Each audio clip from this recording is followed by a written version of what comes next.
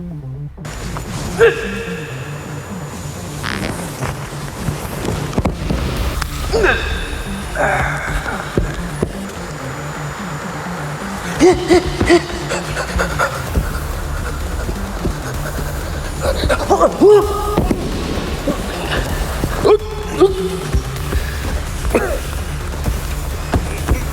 れ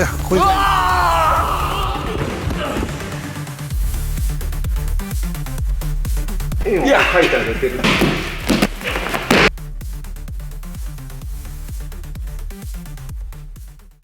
こんにちは、白川隆二です。そして大東流合気柔術六法会山本信人先生です。よろしくお願いします。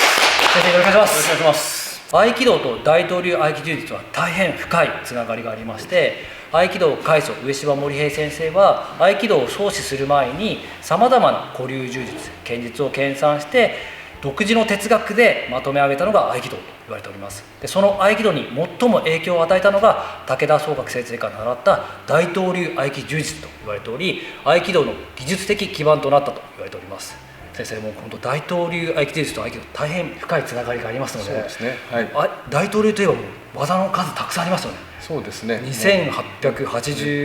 すか、はい、もう3000近くあるというふうに言われてます。はい、でさまざまな合気道にはない蹴り技だったり、あと複雑な固め技とかあって、私本当に大好きな武術の一つなので、先生今日は大東流合気柔術について詳しく教えてください。はい、ぜひよろしくお願いしお願いします。ます。美しい合気道。大東流合気柔術とはい一言で言ってもはいさまざまな流派会派がありますので、先生が所属されている六法会ってどんな会派になりますか？はい、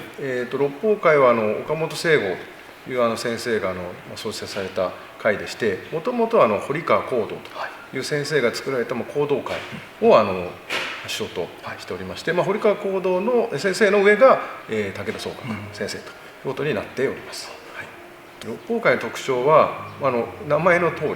六法なので、前後左右天地という6方向に立体的に体を動かして相手を、投げていくというのが特徴の一つです。はい、岡本清吾先生っていうのはもう動画ですごい神業をたくさんされてるんですけども、岡本清吾先生の例えば先生エピソードと何かあります？実際にこう見てみてすごいエピソード、お酒が大好きな先生でして、はい、必ず稽古前には一杯やって、ほろ酔いのまま稽古に行くと、でそれが逆に体がほぐれていいんだよということで早めに来た会員さんは一緒に先生と飲んでですね、稽古を、してたというぐらいお酒好きです。はい、あんまり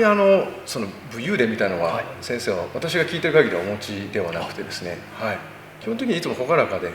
温厚な先生なので、道場とかでも分け隔てなくですね、新しい会さんでも敬語さん付けで接せられる、ちょっと武道家にしては珍しい先生だったと思います。指導は基本的には技を見せる、全員に手を取らせるということなので、入会初日から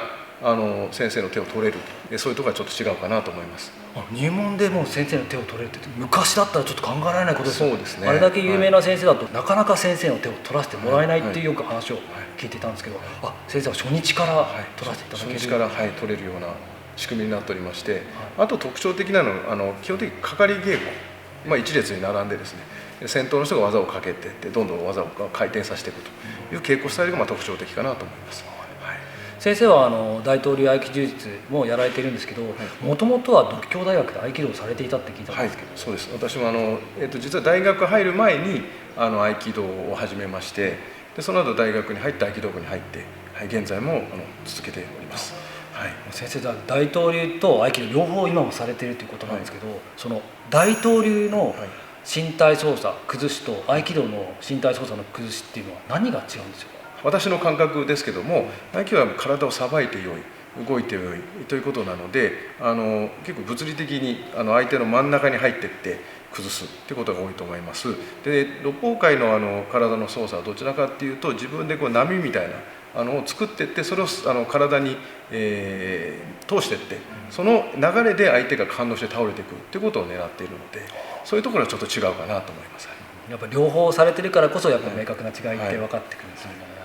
で先生、合気道にも合気という言葉があって、合気上げだったり合気投げ、合気を使った身体操作だったり投げ技があるんですけど、合気について先生のお考えってお聞かせ願いますか？私の考えは合気は体の操作だと思ってます。で柔術はその言葉の通り関節技だと思ってますので、それが両方合わさって、技が構成されているのが六法会の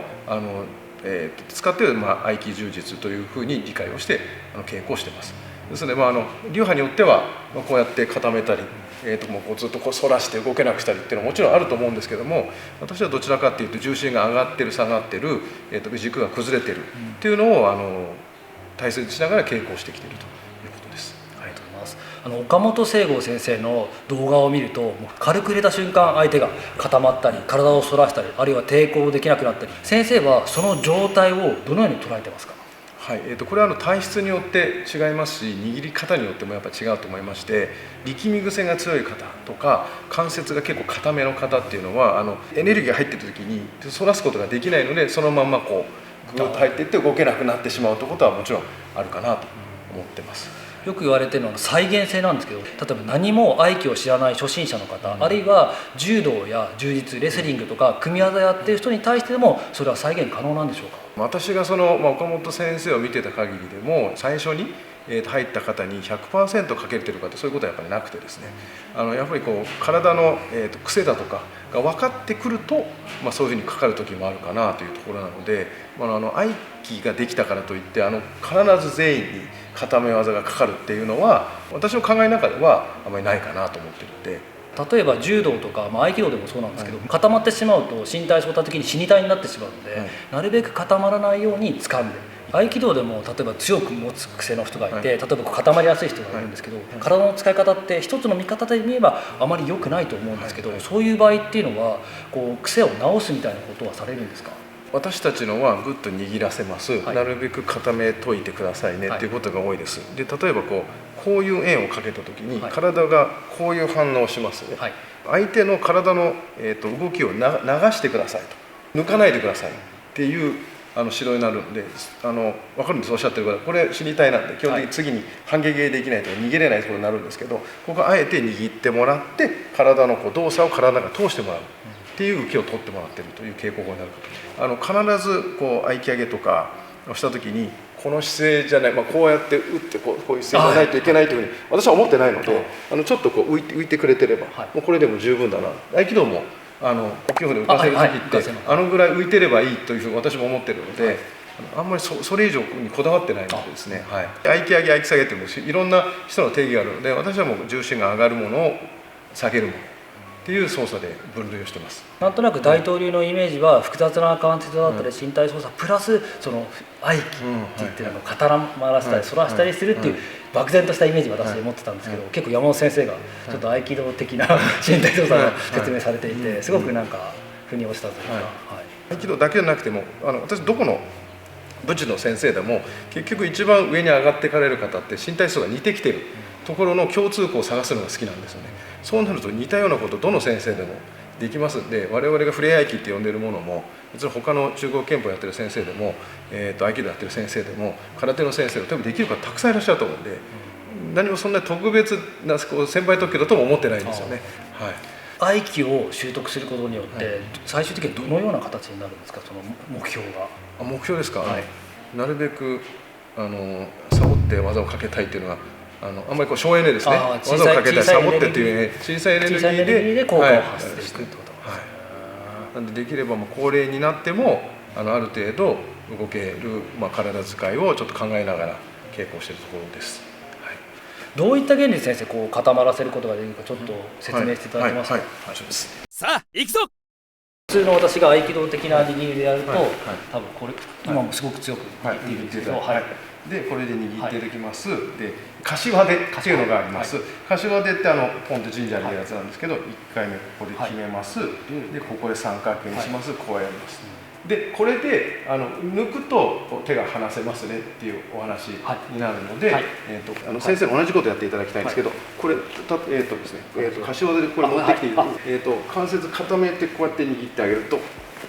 もうここで動けないですよ。そうですそうです。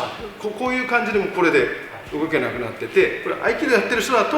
もうちょっとこう緩めて握れたりするので、そうするとその条件になるとやっぱりこう固まりにくくなります。持ち方に条件がかなりある。そうです、制約をして、はい、関節が固まって手首、肘、肩、首が固まるように稽古する。でこれ私も何もしなかったら押したらこんな感じですね。でここまで行ってでここの体を動かしてあげてこういうふうにいっているだけなので、結局同じですね、先生がやっても。はい、で首までかかる原理っていうのは例えば首までかける原理っていうのは、はい、胸っていうよりはここからここに抜けるように円を描いてあげて、円を描いてあげてというか、このまま関節入れてあげると反る。だからこのままこういって技かける時ももちろんあとは今度は関係性ですよね。お互いにこう、技をずっと稽古してくるとある程度どこまでやっていいのかとか、あと技を、受けるモードでやるとやっぱりかかりやすくなりますし、当然このスイッチを切ってただただ攻めて入ってやってくださいって言ったら多分もう全然ある程度いきますけど、崩されるぐらいでも今度固まるってことは少ないと思ってるんで、受けのこう持ちようによってもかなり威力が変わるなっていうのが私の感想ですから個人的に。はいはい、合気道も同じだと思ってて、ちょっと合気道的な、合気道も全く同じだと思ってて、合気道も全然受けないでバコーンっていったらある一定度のこう割合で技かける、ちゃんと素直に真ん中線で受けると思ったらものすごく技が変わるじゃないですか、かかり具合も。でそこで体がどれだけ練られてるかとか動き方が洗練されてるかってかかり方が違うのを体験するのが私は楽しいと思って、それは稽古だと思ってるんで、多分その感覚が多分大統領やる時にも私は一緒になってるんだろうなって今説問していただいて再認識したことかもしれません。はい、美しい合気道。先生のお話を今日聞いて、私の想像していた六方界のこの、なんか固まらせたり反らせたりする技術が最高峰なのかなとちょっと私考えてしまってたんですけど、ちょっとまた見方が変わって、やっぱ合気って深いなって改めて思います。で六方界でもその合気っていう定義はあまりしてなくてですね、はい、それぞれ稽古される方が自分が思う合気を追求していけばよくて、もちろんその触れ合気がすごく上手くなりたい、固め技が上手くなりたいとかっていう方もいらっしゃると思いますから、それはその各々がやっていけばいいのかなと思って、私はこういう稽古をしてますっていうことになるのかなと思いますね。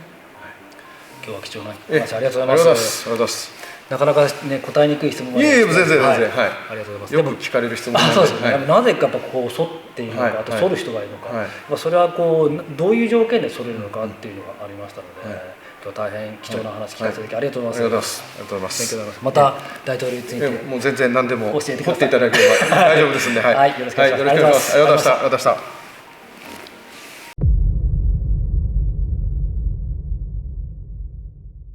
ふわっとこういってしまうような、ずっと入ってくるんだけど、触れた瞬間崩す。